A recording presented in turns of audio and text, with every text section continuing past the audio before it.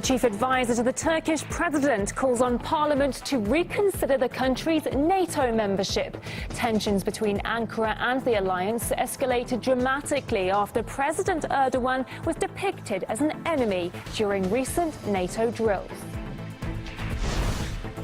The German president says his country is facing a situation not seen in 70 years after coalition talks between Merkel's party and the Free Democrats break down over irreconcilable differences.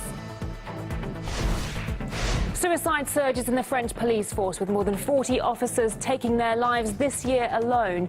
RT speaks to an officer who made 2 attempts on her own life. What was really bad is that we were not given the tools to fight with terrorism.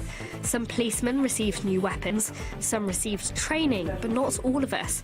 The measures that they have introduced were minuscule.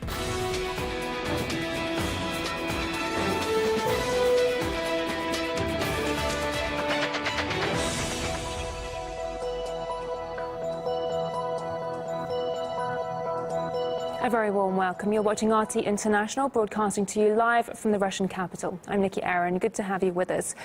Now, we start this hour with breaking news. The Turkish president's senior advisor has called on Parliament to reconsider the country's NATO membership. NATO is behind all the coups d'etats and Turkey's dependence on others in the defence sphere. It is time for us to reconsider our NATO membership. Live now to our Middle East correspondent Paula Sleer for more. Paula, what caused this escalation?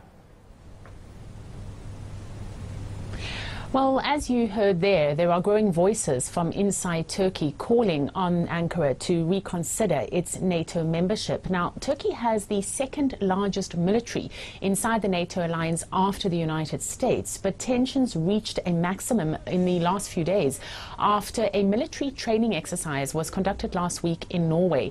Now, during that drill, a poster was unveiled that had the names of enemies of the alliance, and listed there was the Turkish President Erdogan, as well as a photograph of the founding leader of Turkey, Atatürk. Now, in protest against that, the Turks withdrew their 40 soldiers from the military training exercise, and the Turkish president has said that that was an affront on his nation. This is not a personal or party issue. The target is Turkey and the Turkish nation.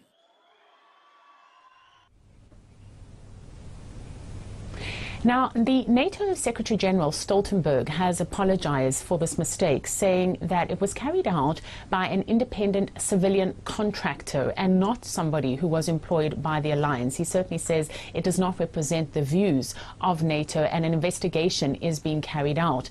At the same time, the Defense Minister of Norway has also apologized, saying that it doesn't represent the views and policies of Oslo. But Ankara is having none of that. It has refused to accept these apologies, and the Turkish President Erdogan has said that an apology cannot cover a matter. A simple apology is not enough.